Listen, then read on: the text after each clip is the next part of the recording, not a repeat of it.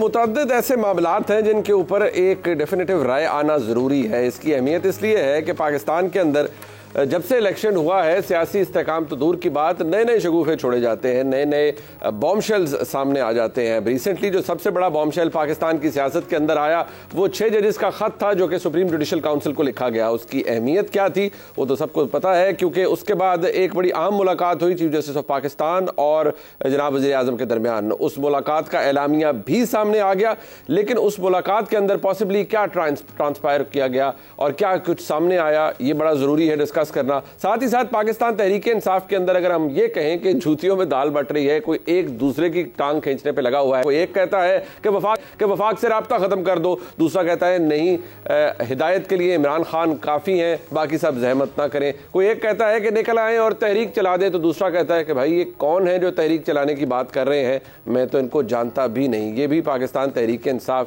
ہی میں ہو رہا ہے. کوئی اسلام آباد ہائی کورٹ کے جج کو یعنی چیف جسٹس کو ٹاؤٹ کہہ کر بلاتا ہے, کوئی یہ کہتا ہے نہیں یہ نہایت غیر مناسب رویہ ہے, اس طرح کی زبان استعمال نہیں ہونی چاہیے. ساتھ ہی ساتھ پاکستان کی حکومت جو کہ اپنے ہنی مون پیریڈ کے اندر ہے کچھ ایسے فیصلے کر رہی ہے یا کر چکی ہے جن سے تمام لوگوں ششدر بھی ہیں اور حیران بھی کہ ہو کیا رہا ہے.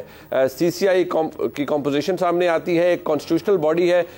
پاکستان کی وفاقی کابینہ کے اندر سے پرائم منسٹر کا استحقاق ہے کہ وہ کسی کو بھی شامل کر سکتے ہیں, لیکن وزارت خزانہ کا نکل جانا یعنی وزارت خزانہ کے جو اس وقت قلمدان رکھے ہوئے وزیر ہیں ان کا اس میں سے نکل جانا اور وزیر خارجہ جناب اسحاق ڈار کا اس کے اندر شامل ہونا, یہ بھی بہت سے سوالات کو جنم دیتا ہے. اور ذہن میں یہی آتا ہے کہ بھائی اگر یہ ہوا تو کس کے کہنے پر ہوا, کس کی خواہش پر ہوا. یہ تمام معاملات ڈسکس کرنے کے لیے میرے ساتھ موجود ہیں جناب سینئر صحافی منصور صاحب, آپ کا بہت شکریہ, اور سینئر صحافی جناب عامر الیاس رانا صاحب. رانا صاحب آپ کا بھی بہت شکریہ, آپ نے اپنا قیمتی وقت دیا.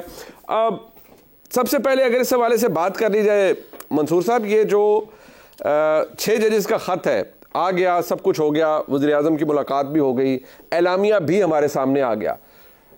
آپ کے نزدیک یہ کمیشن بنانے کی بات, کیونکہ اگر اس اعلامیہ کو دیکھا جائے تو اس کے اندر لکھا گیا ہے کہ میجورٹی جو تھی فل کورٹ ریفرنس کے اندر موجود, فل کورٹ کے اندر موجود چیف جسٹس صاحب کے ساتھ جو ان کے بردر ججز ہیں ان کا فیصلہ تھا کہ وزیر اعظم سے رابطہ کیا جائے. پھر اس میٹنگ کے اندر یہ بات سامنے آئی کہ یہ ایک یک رکنی کمیشن بنایا جائے. جو تاثر جناب اعظم نذیر تارڑ صاحب دے رہے ہیں وفاقی وزیر قانون, اس سے تو لگتا ہے کہ یہ انکوائریز کمیشن ایکٹ کے انڈر ایک کمیشن بننے کی جو تجویز ہے یہ عدلیہ کی جانب سے آئی.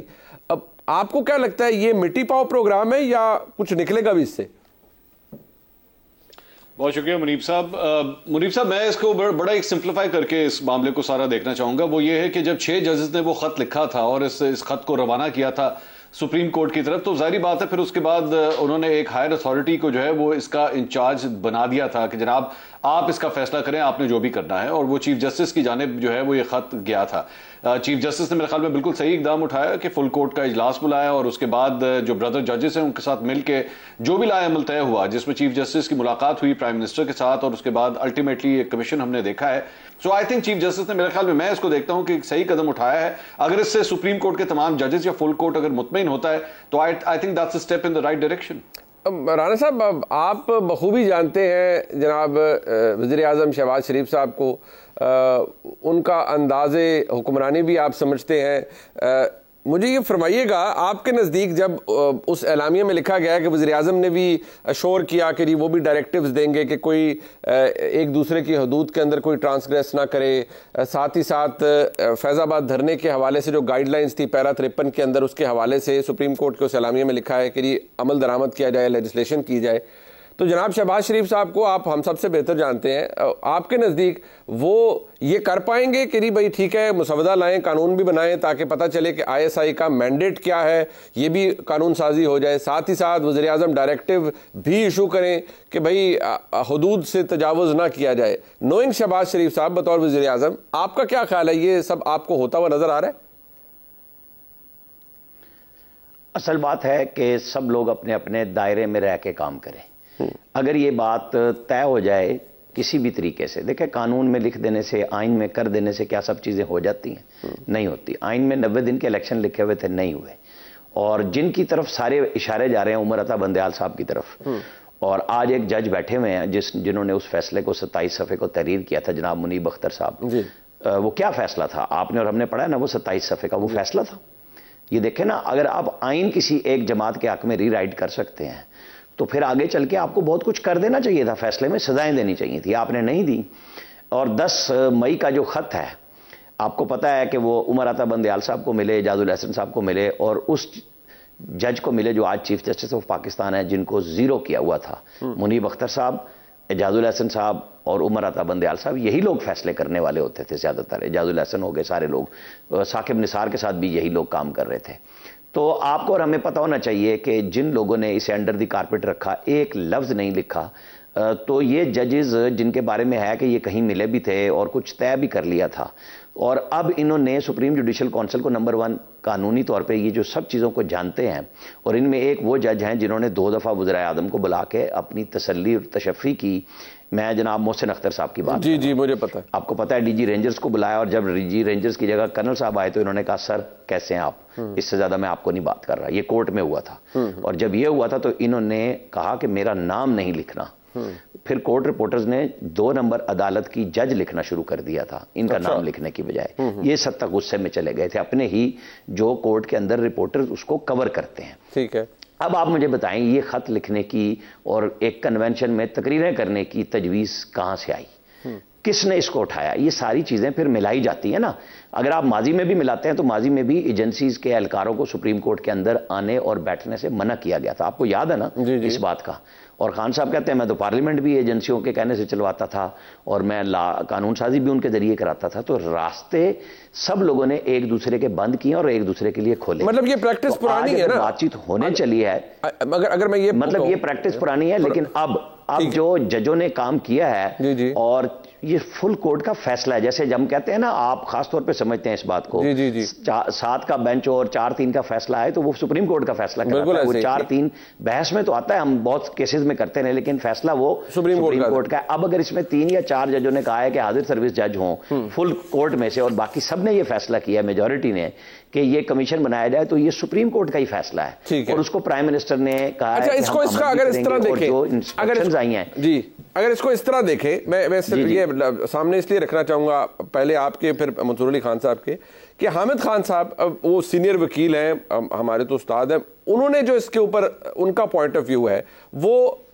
اس میں اس کی ایک ڈیفرنٹ جہت ہے. وہ کیا فرما رہے ہیں؟ یہ کمیشن بنانے کا فیصلہ اس لیے کہ انٹیلیجنس ایجنسیوں کو بچایا جائے. رانا صاحب یہ مطلب اس لیے میں کہہ رہا ہوں کہ اوور آل تاثر ہے، یہ مٹی پاؤ پروگرام ہے، کچھ نکلنا کچھ بھی نہیں ہے اس سے.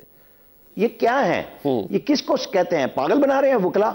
ابھی جس پارٹی سے یہ ابھی سینیٹر کا اوتھ نہیں لیا، ان کی میڈیا ٹیم کے سرخیل ان کے بارے میں کیا لکھ رہے ہیں کہ یہ ٹاؤٹ ہیں افتخار اس کے جسٹس قاضی فائز عیسیٰ کے. ان کے وکلا عامر فاروق کو ٹاؤٹ کہہ رہے ہیں. آپ مجھے بتائیں کہ ہم ان کے کہنے پہ چلیں؟ اگر آپ کو کچھ چلنا ہے اور سپریم کورٹ ایک فیصلہ کر رہی ہے، ان کے کہنے پہ چلیں. قاضی فائز عیسیٰ کو سب سے زیادہ گالیاں کون دے گا؟ مجھے بتا دیں، مجھے اور منصور صاحب کو آپ بتا دیں کہ کون گالیاں دے گا اگر وہ اس کمیشن. نہیں، بٹ ایک بات ہے، تب بھی یہی کہیں گے کہ یہ ایجنسیوں کو بات یہ ہے، کوئی بھی نہیں چھوڑتا کوئی نہیں. بٹ منصور صاحب بات یہ ہے کہ رانا صاحب نے بات کا آغاز کیا کہ ہر ایک کو دائرے میں رہنا چاہیے. مسئلہ یہ ہے کہ وہ دائرہ میرے منصور علی خان کے لیے، عامر الیاس رانا کے لیے تو بحیثیت ہم پاکستانی ہمارے لیے دائرے ہیں، شاید کسی اور 1-2 اداروں کے لیے بھی ہوں. کوئی ایک دائرہ ایسا ہے اس کی سمجھ نہیں آتی، وہ جتنا بڑا ہوتا جاتا ہے ہمیں اس کا پتہ بھی نہیں چلتا.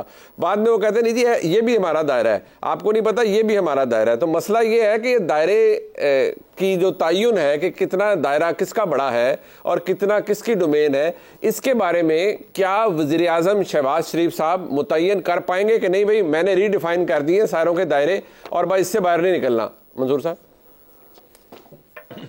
دیکھیے، میرے خیال میں سب سے پہلے بات تو یہ کہ آپ کو یہ بات تو ایکسیپٹ کرنی پڑے گی کہ شہباز شریف صاحب کو اپنے دائرے کا پتہ ہے کہ میں نے کس دائرے تک جانا ہے. وہ اس دائرے سے باہر نکلنے کا کبھی سوچ نہیں سکتے.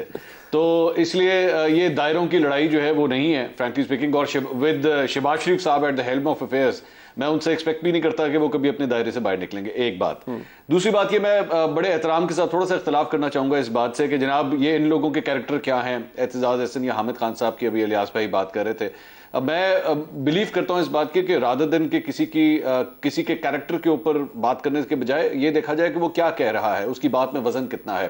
یہاں پہ ماضی میں بہت سے لوگوں نے بہت سی غلطیاں کی ہوئی ہیں اور وہ تمام طبقہ فکر سے تعلق رکھتے ہیں, سیاستدان ہوں, وکلا ہوں, صحافی ہوں, سب نے اپنے اپنے حصے کی غلطیاں کی ہوئی ہیں. سو رادر دین دیٹ اس کے اوپر ہمیں میرے خیال میں فوکس یہ کرنا چاہیے کہ وہ کہہ کیا رہے ہیں. اب حامد خان صاحب کا, ہاں آئی ایگری, ایک ایشو یہ ہے کہ حامد خان صاحب صرف ایک وکیل نہیں ہیں بلکہ حامد خان صاحب جو ہیں ایک پاکستان کی سیاسی جماعت کے رہنما بھی ہیں. سو جب وہ گفتگو کر رہے ہوتے ہیں تو ہمیں یہ ڈفرینشیٹ کرنا مشکل ہو جاتا ہے کہ اب یہ ایک سیاستدان کے طور پہ بات کریں یا ایک وکیل کے طور پہ بات کریں. چوتھی بات یہ ہے کہ حامد خان صاحب یہ فرماتے ہیں کہ جناب چیف جسٹس کی سربراہی میں کمیشن بننا چاہیے تھا, ریٹائرڈ جج کی سربراہی میں نہیں بننا چاہیے تھا. اور ساتھ ہی ساتھ آپ یہ بھی کہتے ہیں کہ جناب یہ انٹیلیجنس ایجنسیوں کو جو ہے وہ ایک کور دینے کی کوشش ہے, ان کو بچانے کی کوشش ہے. تو یہ کیا تو سب کچھ چیف جسٹس نہیں ہے. مطلب یہ جو کچھ بھی ہو رہا ہے, اگر حکومت کے ساتھ مل کے ایک انکوائری کمیشن بنایا گیا تو بنایا تو چیف جسٹس نہیں ہے.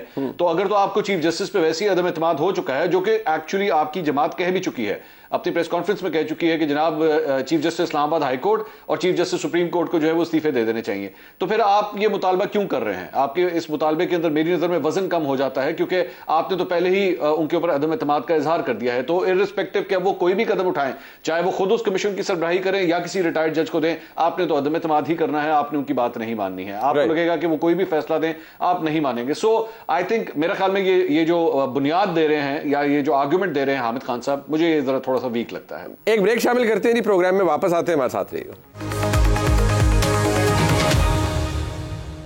ایک دفعہ پھر آپ کو خوش آمدید کہتے ہیں. منصور علی خان صاحب اور عامر الیاس رانا صاحب ہمارے ساتھ موجود ہیں. اچھا ذرا اگر اس پہ آ جائیں منصور صاحب, اب یہ جو کاؤنسل آف کامن انٹرسٹ, اب دیکھا جائے تو اٹس اے کانسٹیٹیوشنل باڈی نا, ہم سب کو پتا ہے اس کے اندر کیا ہوتا ہے.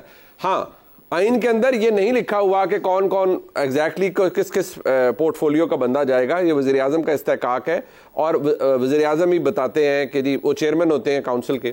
لیکن سوال یہ ہے کہ اس کے اندر جو چیزیں ڈیسائیڈ ہوتی ہیں اسینشلی, آپ کو پتا ہے کاؤنسل آف کامن انٹرسٹ ہے, کوئی بجلی کا ٹیرف ڈسکس ہو رہا ہے, کوئی صوبوں کے ساتھ معاملات ڈسکس ہو رہے ہیں, اس میں وزیر خزانہ کا نکل جانا اور وزیر خارجہ کی انٹری ہونا, سابق وزیر خزانہ یعنی جناب اسحاق ڈار صاحب کی, ان کی انٹری ہونا, یہ ڈیمانڈ ہے, پبلک ڈیمانڈ ہے, کسی خاص جگہ کی ڈیمانڈ ہے, یا مجبوری ہے وزیر اعظم جناب شہباز شریف صاحب کی کہ اسحاق ڈار صاحب کو اس میں لایا جائے اور اورنگزیب صاحب کو, محمد اورنگزیب صاحب کو نکالا جائے؟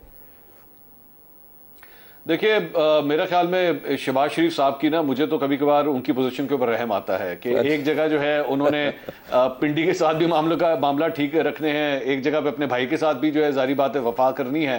اب یہ اسحاق ڈار صاحب, میں ہو سکتا ہے کہ میں خود دعا کر رہا ہوں کہ میں غلط ثابت ہوں, لیکن کبھی کبھار مجھے لگتا ہے کہ کہیں ایسا نہ ہو کہ اسحاق ڈار صاحب جو ہیں وہ شہباز شریف صاحب کے عثمان بزدار ثابت ہوں.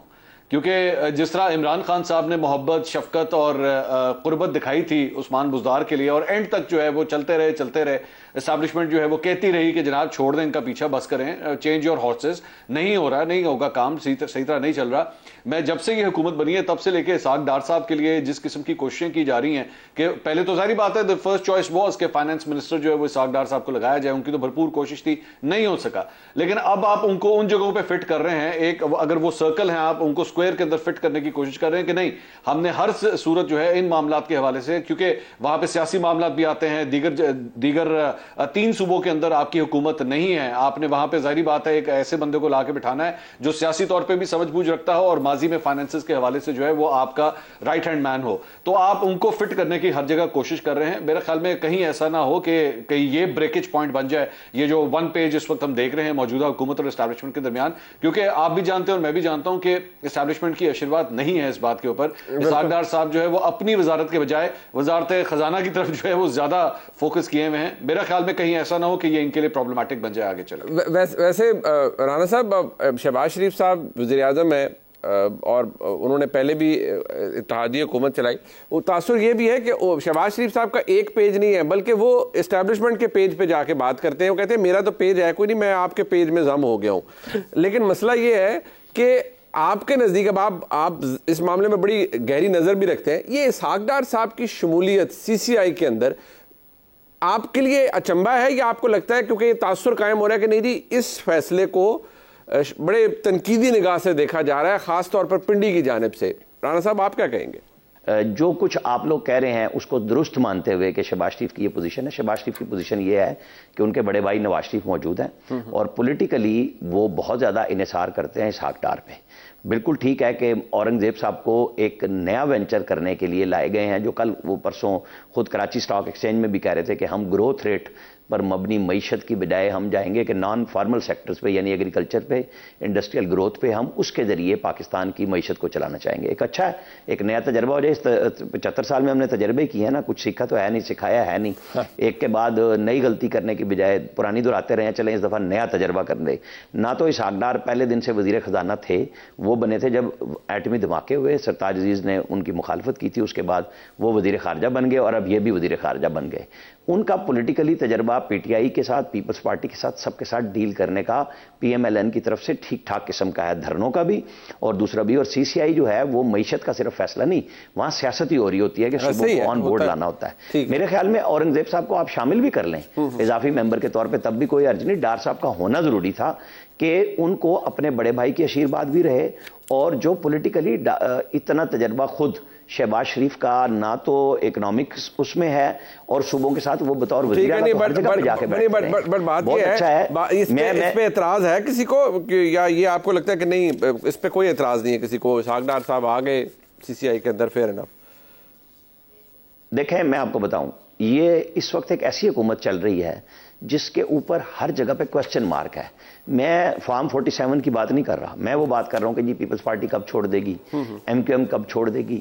اچھا کیا پی ایم ایل این میں شہباز شریف نے اتنی جفی ڈالی ہوئی ہے کہ ہر صورت میں وہ بیٹھے رہیں گے اور وہ ہر چیز کو مانتے جائیں گے جو منصور صاحب کہہ رہے ہیں کہ پنڈی کے ساتھ بھی چلنا ہے؟ تو وہ کبھی بھی نہیں ہو سکتا کہ آپ ہر چیز میں ایک پیج پہ ہوں. اور جب آپ مسلط کریں گے ایک پیج تو پیج پھٹتا نہیں، ٹوٹتا ہے اور حصے بکھرے ہوتا ہے، اور اس کے اندر پھر آپ کو کہاں کہاں جانا پڑے گا. نہیں بٹ یہ نہیں ہوتی. ابھی آپ دیکھیں، بالکل بات ٹھیک ہے، ایک منٹ ابھی آپ دیکھیں سیکٹری داخلہ کے اوپر کیا کیا خبریں نہیں چلوائی گئی. آیا کون؟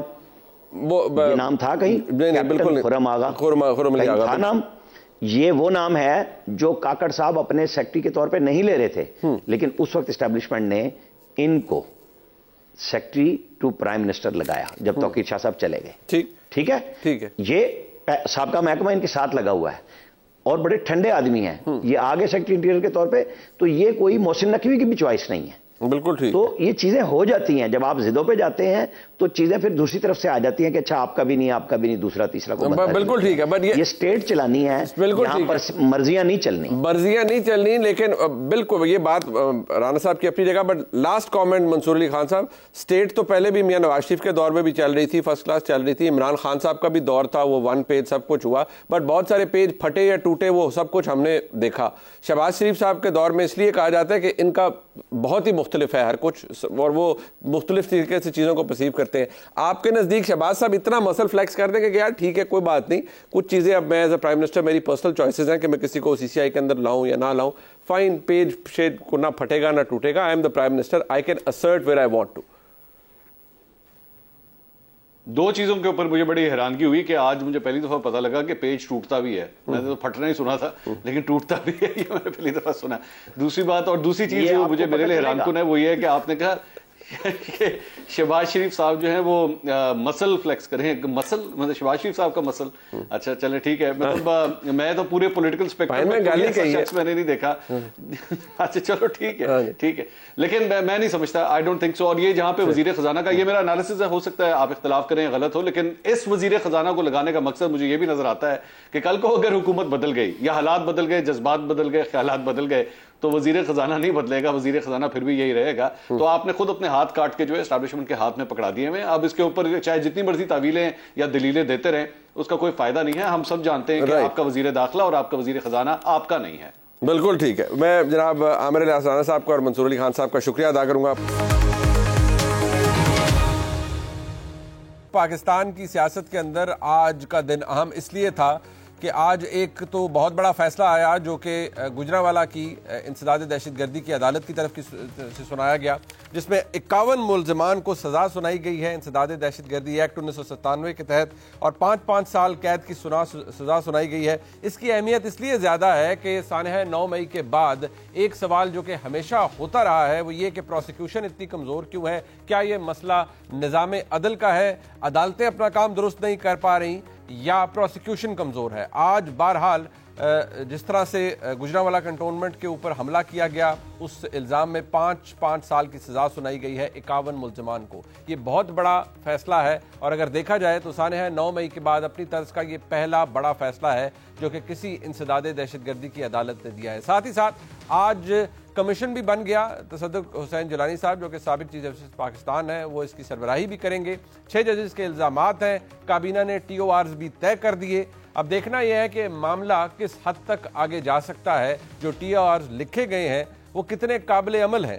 وزیر اعظم نے جو کرنے کا کہا تھا، کیا وزیر اعظم کر پائیں گے؟ کیا لیجسلیشن ہو پائے گی جس کا ذکر فیض آباد دھرنا کیس کے اندر ہے؟ یہ چند اہم سوالات ہیں اور ان کا جواب صرف حکومت ہی دے سکتی ہے۔ اور آج حکومت کی نمائندگی کے لیے ہمارے ساتھ موجود ہیں جناب عطا تارڑ صاحب جو کہ وفاقی وزیر اطلاعات ہیں۔ تارڑ صاحب بہت شکریہ آپ کا۔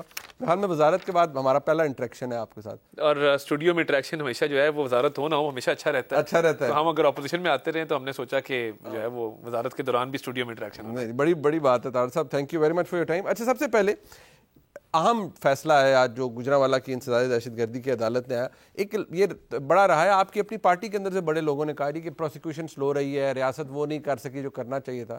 سو آئی تھنک پہلا فیصلہ تو آ گیا ہے، بگ ون ہے، 51 لوگوں کو سزا۔ جی بالکل، دیکھیں اس کے اندر سپریم کورٹ کے اندر ایک کیس چل رہا تھا اور سپریم کورٹ نے کچھ چیزوں کا تعین کیا تھا کہ کچھ فیصلے ابھی رک جائیں گے اور جب تک ہم گو ہیڈ نہیں دیں گے وہ فیصلے نہیں آئیں گے، اور ایک فہرست انہوں نے طلب کی تھی کہ جو لوگ جن کی یا تو انوالومنٹ کم ہے، جن کے خلاف ثبوت نہیں ہیں، یا ایسے لوگ ہیں جن کی سزائیں جو ہیں وہ کم جرائم والی ہیں، تو اس حوالے سے ان لوگوں کی فہرست جمع کرائی گئی تھی، جس کے بعد یہ گو ہیڈ مل گیا کہ آپ اپنے ٹرائلز کو جو ہے وہ پروسیڈ کریں۔ ٹرائلز مکمل ہو چکے ہوئے تھے، صرف سپریم کورٹ کے ایک فیصلے کی وجہ سے وہ اناؤنس نہیں کیے جا رہے تھے۔ دیکھیں گجرانوالہ میں ایک بڑا خطرناک قسم کا حملہ راولی کینٹ پہ ہوا تھا، ہم اس علاقے کو بڑے اچھی طرح جانتے ہیں آپ کا تو، اور جی میرا بھائی وہاں سے MP رہا ہے راولی کینٹ سے، اور باقاعدہ ایک منصوبہ بندی کے تحت پیش قدمی کی گئی اور جدید اسلحے سے لیس وہاں پہ جتھے تھے جنہوں نے کنٹونمنٹ پہ حملہ کیا، اور ان کی بڑے ان کے مذموم مقاصد تھے، اور ایک سازش کے تحت وہ وہاں پہ کور کمانڈر ہاؤس تک جانا چاہتے تھے۔ تو میں سمجھتا ہوں کہ دیکھیے کلیئر کٹ ایویڈنس، اور میں اس بات کو جانتا ہوں کہ ویڈیو ایویڈنس موجود تھی ایک شخص کی جو راولی کے گیٹس پہ گیا اور کینٹ کے اوپر حملہ کرنے کی کوشش کی گجرانوالہ میں۔ نہ صرف ان کی ویڈیو موجود تھی، جو الفاظ ادا کیے گئے وہ بھی ریکارڈڈ تھے۔ اچھا، اس کے علاوہ جو حملہ کیا ہے، جو لوگ پرتشدد کارروائی میں ملوث تھے، ان تمام کی شناخت کے ساتھ، اور بہت سے لوگ ابھی بھی بیرون ملک ہیں۔ اچھا، کمنگ ڈاؤن ٹو دس، اب یہ ایک بہت بڑا سیٹ بیک ریاست کے لیے یا ایگزیکٹو کے لیے ہے۔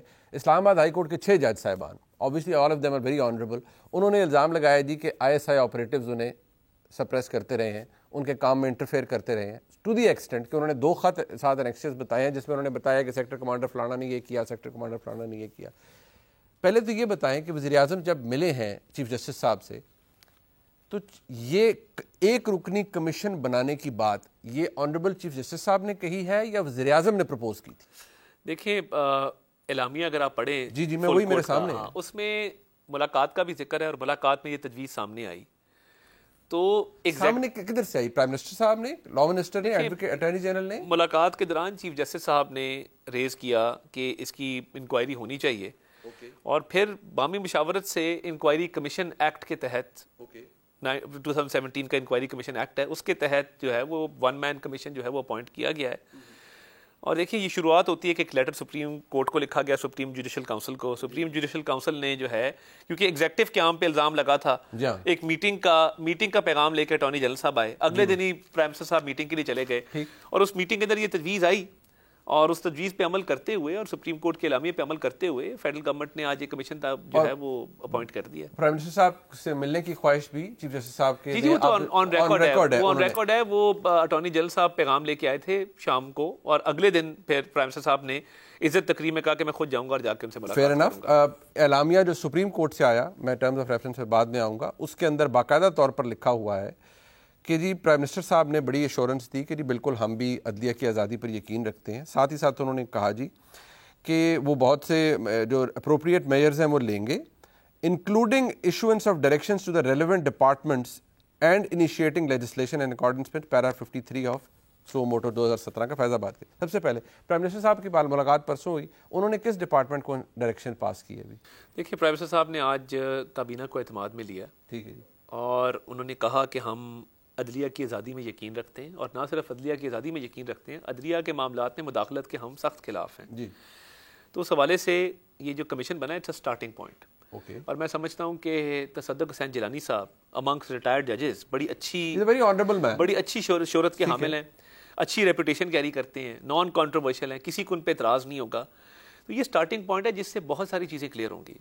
الزامات لگائے گئے نا, میرا یہ بھی سوال ہے کہ یہ بندیال صاحب کے زمانے میں کیوں نہیں گئے؟ واقعات پرانے کوٹ کر رہے ہیں, اس زمانے کے کر رہے ہیں, اور لیٹر پریزیڈنٹ چیف جسٹس کو لکھ رہے ہیں. نہیں بٹ وہ بات یہ ہے نا, انہوں نے اپنے چیف جسٹس کو 2 خط لکھتے ہیں, جناب جسٹس عامر فاروق صاحب کو جو کہ چیف جسٹس اسلام آباد ہائی کورٹ ہے, اور ایک خط کے اندر تو وہ خود بتا رہے ہیں کہ چیف جسٹس صاحب جو ہیں جناب عامر فاروق صاحب, انہوں نے بتایا کہ میری فلانی شخصیت سے ملاقات ہوگی, اب سب ٹھیک ہو جائے گا. نہیں ہوا ٹھیک. یہ بات یہ ہے, میں جوڈیشری کے انٹرنل معاملات جو بھی میں اس پہ زیادہ کامنٹ اس لیے نہیں کرنا چاہتا کہ آپ کے چیف جسٹس ہیں جی, آپ چیف جسٹس کو خط کس بات کا لکھ رہے ہیں؟ آپ کی روز ملاقات نہیں ہوتی. اور کیا تب بندیال صاحب کو آپ نے سپریم جوڈیشل کاؤنسل کے وہ کہتے ہیں ملنے بھی گئے 6 جج, نہیں ملنے گئے, بٹ کیا خط لکھا بطور کہ یہ ہم سپریم جوڈیشل کاؤنسل کو خط لکھ رہے ہیں؟ دیکھیں, اور ہمیں ایک بات پہ تشویش ہے جس میں کابینہ میں بات ہوئی, انہوں نے جو کہا کہ جو ایگزیکٹو ہے, اور یہ اسپیکولیشن کی کہ ایگزیکٹو ایسی چیزوں کو انکریج کرتا ہے, اس پہ بڑی تشویش ہے اور اس کو ہم نامناسب سمجھتے ہیں.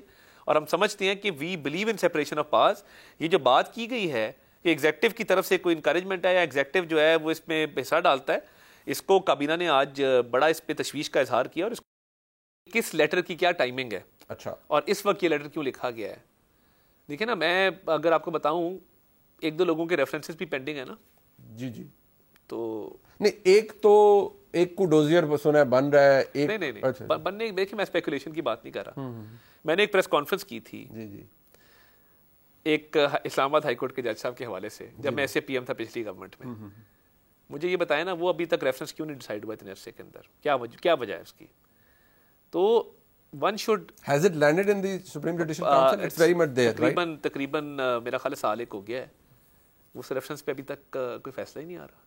اب مجھے تو یہ لگتا ہے نا, دیکھیں آپ ایک خط والی ایفرٹ کو لیڈ بھی کرتے ہیں, پھر یہ معاملات بھی ہیں, تو میں the lesser said the better, میں اس پہ زیادہ روشنی نہیں ڈالنا. مطلب آپ اس کو اسکیپٹیکل ہو کے when you say آپ, تو اس کا مطلب ہے پوری وفاقی کابینہ. نہیں, وفاقی کابینہ اس کو دیکھیں, یہ تو میری اپنی رائے ہے نا, جو میں نے آپ کو آگاہ کیا کہ مجھے یہ لگتا ہے کہ اس کی ٹائمنگ تھوڑی سی مجھے آڈ لگتی ہے. اچھا جی. اینڈ باقی وفاقی کابینہ نے تشویش کا اظہار کیا اور نامناسب قرار دیا, نفی کی اس تاثر کی کہ جی ایگزیکٹو کی طرف سے کوئی انٹرفیئرنس. طارق صاحب, آپ خود کیونکہ وکیل ہے, لا میکنگ کو بھی سمجھتے ہیں. فیض آباد دھرنا کیس کا تفصیلی فیصلہ آیا ہوا آئی تھنک 3-4 سال ہو گئے, آپ خود بھی, کیونکہ آپ کو بھی پتا ہوتا ہے. اس کے اندر جو پیرا 53 کے اندر گائیڈ لائنز دی گئی تھیں کہ آپ نے کیا کرنا ہے, اس میں ایک یہ تھی کہ ایسی لیجسلیشن کی جائے جو کہ اعلامیہ میں بھی لکھا ہے, جس کے تحت مینڈیٹ واضح کیا جائے کہ ISI کا مینڈیٹ کیا ہے. اب سوال یہ ہے کہ جناب شہباز شریف صاحب وزیر اعظم پاکستان, کیا واقعی وہ انڈرسکور کرتے ہیں اس چیز کی اہمیت کو کہ یار ایک لا بنا دیں تاکہ کلیئر کٹ مینڈیٹ پتہ چل جائے کہ انٹیلیجنس ایجنسی کا, پاکستان کی سب سے بڑی انٹیلیجنس ایجنسی کا مینڈیٹ کیا ہے؟ دیکھیے, میں تو یہ سمجھتا ہوں کہ جو ہماری بارڈرز کی, اور وہ ہر طرح کے بارڈرز کا تحفظ کرتے ہیں, انسنگ ہیروز ہیں, مطلب وہ جو کام کرتے ہیں, بالکل جن چیزوں کو پریمپٹ کرتے ہیں.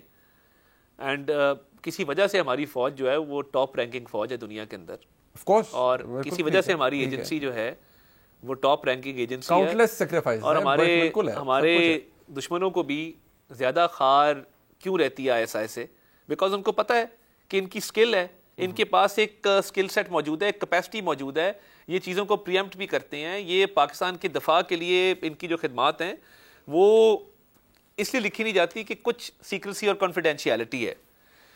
تو میں تو دیکھیں کوئی ایسی بات جس سے ان کا یہ اسٹیچر انڈرمائن ہو میں تو نہیں سمجھتا کہ کرنی چاہیے. دوسری بات یہ ہے عدالت کا فیصلہ میں ایک بات کروں نا, دیکھیں نا عدالت کے فیصلے کا سٹارٹنگ پوائنٹ کیا ہے.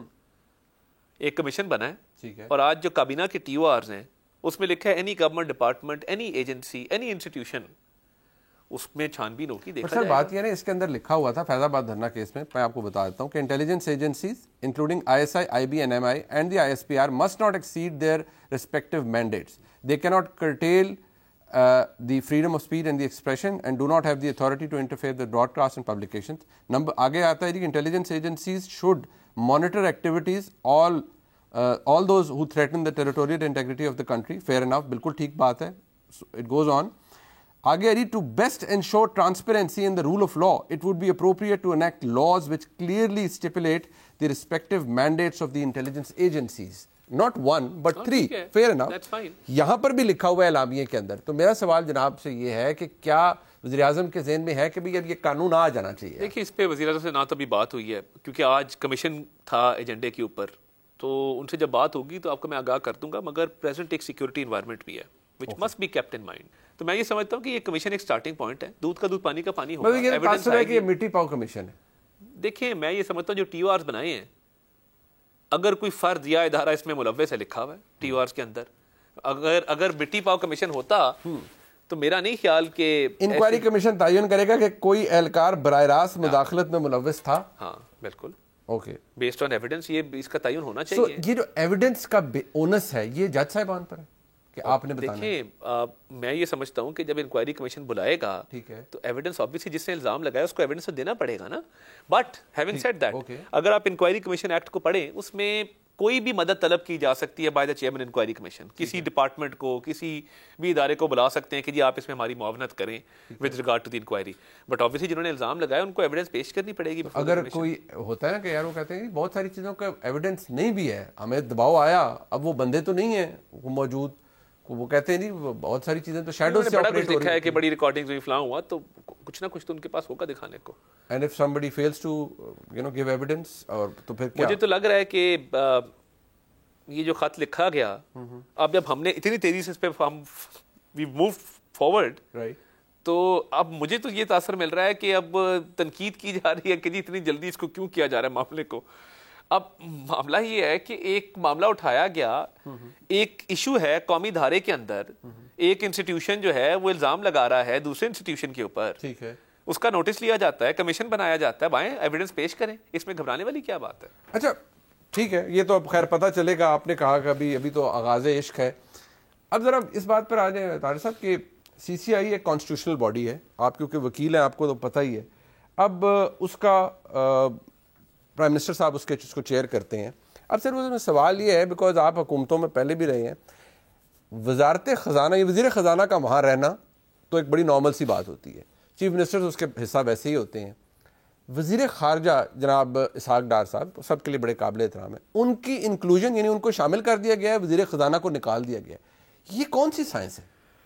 دیکھیں نکالا یا سبسٹیٹیوٹ کرنا یا ریپلیس اس کو کیا جاتا ہے جو ان دا فرسٹ پلیس موجود ہو. اچھا جی, آئین کے آپ اس آرٹیکل کو پڑھیں جس کے تحت مشترکہ مفادات کونسل کا قیام عمل میں لایا جاتا ہے. جی, پرائم منسٹر, بالکل ٹھیک, آل چیف منسٹرز, ٹھیک ہے جی, 3 members of the federal government nominated by the prime minister. Fair enough, بالکل ٹھیک. اب یا تو اس میں لکھا ہوتا وزیر خزانہ اور ہم کوئی ترمیم کر کے وزیر خزانہ کو انکلوڈ نہ کرتے. آج تک جناب یہ بتائیں آج تک کتنے وزیر خارجہ ادھر شامل رہے؟ ایک تاثر دیا جا رہا ہے کہ, اور میں اوپن بات کرتا ہوں نا, ایک تاثر کچھ سیگمنٹس آف میڈیا انٹیلیجنسیا یہ لے کے آ رہے ہیں کہ جی اورنگزیب صاحب کی اور ڈار صاحب کے درمیان نہ کوئی ہے معاملہ, ہاں, اور وہ ہم کبھی کسی کو فیور کرتے ہیں کبھی. دیکھیے یہ تاثر غلط ہے, اور میری آپ سے بھی التماس ہوگی اور میں آپ کے توسط سے میں تمام میڈیا کے نمائندگان کو بھی یہ ریکویسٹ کرتا ہوں, خدا را اکانومی اسٹیبلائز ہو رہی ہے, بالکل ٹھیک, ڈیفالٹ سے ہم نے ملک کو بچایا ہے, روپیہ مستحکم ہو رہا ہے, چیزیں آگے چل رہی ہیں, IMF کا اسٹاف لیول اگریمنٹ ہو گیا ہے اینڈ اسٹیبلٹی آ رہی ہے. اورنگزیب صاحب فائنانس منسٹر ایک با اختیار فائنانس منسٹر ہیں, ان کو پی ایم کا پورا کانفیڈنس حاصل ہے, ٹرسٹ حاصل ہے, پی ایم کی پوری بیکنگ حاصل ہے. اور یہ جو تاثر کریٹ کیا جا رہا ہے ایک ویج کا کہ جی وہ ڈار صاحب اور اورنگزیب صاحب, ڈار صاحب قطن insecure نہیں ہے کسی چیز سے بھی. Why would he be insecure? And he is fully empowered with regard to his own ministry, which is the Ministry of Foreign Affairs. But that's what I am asking, sir, کہ ان کو CCI کے اندر فورن minister کا دیکھیں CCI میں بہت ساری political management بھی ہے, آپ کا صوبوں کے ساتھ کوارڈینیشن ہے, سوابدید ہے وزیر اعظم کی وہ کس کو رکھیں. میں یہ سمجھتا ہوں کہ اورنگزیب صاحب آلریڈی اتنی باڈیز کو ہیڈ کر رہے ہیں, ان کا اتنا زیادہ کام ہے, کل بھی وہ کراچی گئے ہوئے تھے اور وہ دوروں پہ بھی رہتے ہیں, ان کی بہت ساری چیزیں جس کو انہوں نے ڈیل کرنا ہے, تو اس میں مجھے کوئی حرج نظر نہیں آتا. مطلب یہ خالصتاً آپ کہہ رہے ہیں وزیر اعظم پاکستان کی خواہش پر ڈار صاحب کو شامل کیا گیا CCI کے اندر. وزیر اعظم کی ایک ثوابدید ہے کہ 3 منسٹرز کو وہ کر سکتے ہیں. بالکل ان کی ہے, آئین کہتا ہے. انہوں نے 3 سینئر موسٹ منسٹرز کو کیا, اور وہ پولیٹیکل مینجمنٹ بھی ہے نا CCI کی. تو اگر فائنانس ریلیٹڈ کوئی معاملہ ہوگا تو میں جب کہہ رہا ہوں کہ وزیر خزانہ با اختیار ہے اور وزیر اعظم کی بیکنگ حاصل ہے, تو وزیر اعظم اس کو ٹیکل کریں گے. بااختیار کی بار بار نہ کہا کریں, تاثر یہ ہے, سمجھ نہیں آتی. نہیں, مسئلہ یہ ہے نا کہ دیکھیں 2 وزارتوں کے حوالے سے تو رانا ثناء اللہ صاحب بھی کہہ چکے ہیں, وہ آپ کی سلامتی کی, حکومت کی سلامتی کی ضامن ہے. ایک وزارت داخلہ, ایک وزارت خزانہ. میں یہ سمجھتا ہوں اورنگزیب صاحب آپ کو پتا ہے نا چوری رضا فاروق صاحب کے بھائی ہیں. جی مجھے پتا ہے. اور اب میں کیا بتاؤں, دیکھیں نا ایک ان کی بھی پارٹی سے ایک افیلیشن پرانی ہے. ٹھیک ہے جی. اور اگر وہ ایز ٹیکنوکریٹ بھی آئے ہیں, با اختیار ہونے کی بات میں نے کی, مگر یہ تاثر غلط ہے کہ ان کے ونگز کلپ کرنے کی کوشش کی جاتی ہے. میں اوپن بات کرتا ہوں اس پہ, اور یہ تاثر نہیں ہونا چاہیے. دیکھیں نیشنل انٹرسٹ ہے, اکانومی کے حوالے سے نا اچھی خبریں آنا شروع ہو گئی ہیں. بلومبرگ لکھ رہا ہے, جریدے اس پہ کامنٹ کر رہے ہیں کہ جی اکانومی آپ کی ٹیک آف کر رہی ہے, آپ کے سٹیپس ٹھیک ہیں, وزیر اعظم کے جو پرائرٹیز ہیں وہ ٹھیک ہیں. یہ جو ایک تاثر ہے نا یہ غلط ہے. اور میں ECC بھی کلیئر کروں, دیکھیے ECC وزیر اعظم نے اس کی چیئرمین لی, مگر پھر یہ خیال آیا اور یہ ان کو ایڈوائز کیا گیا کہ ECC کے تمام ڈیسیجنز ریٹیفائی کرتی ہے کابینہ چیئر کریں پی ایم. تو بہتر ہے فائنانس منسٹر کر لیں. تو میں سمجھتا ہوں کہ فائنانس منسٹر, میں سمجھتا ہوں بر وقت اور اچھا فیصلہ تھا. فائنانس منسٹر اور فارن منسٹر دونوں کے ڈسٹنکٹ رولز ہیں اور دونوں کی ڈسٹنکٹ سٹریمز ہیں, وہ ڈسٹنکٹ چلیں گی, دونوں اپنے اپنے ایریاز میں امپاورڈ ہیں, اور PM کا دونوں کو اعتماد حاصل ہے. باقی جو تاثر دیا جا رہا ہے سلامتی کے ضامن, تو یہ تو رانا ثناء اللہ صاحب نے کہا نا, آپ کے کلیگ ہیں, آپ محترم ہیں, انہوں نے کہا سلامتی کے ضامن ہیں جناب محسن نقوی صاحب اور محمد اورنگزیب. میں سمجھتا ہوں کہ وہ پاکستان کی سلامتی کی بھی ضامن ہے. فائنانس اور داخلہ کا بڑا اہم رول ہے پاکستان کی سلامتی کے اندر, تو میں تو ان کو اس چیز کا بھی ضامن سمجھتا ہوں. میں آپ کا جملہ مستعار ہے تو لیسر سیٹ دا بیٹر, جتنا کٹ بولیے اتنا ہی چنگا. صاحب ویری کائنڈ آف یو, آپ نے وقت دیا جی. پروگرام میں آپ نے دیکھا جی, اس کا فیڈ بیک ہمیں ضرور دیجیے گا. دیکھنے کا بہت شکریہ. خدا حافظ.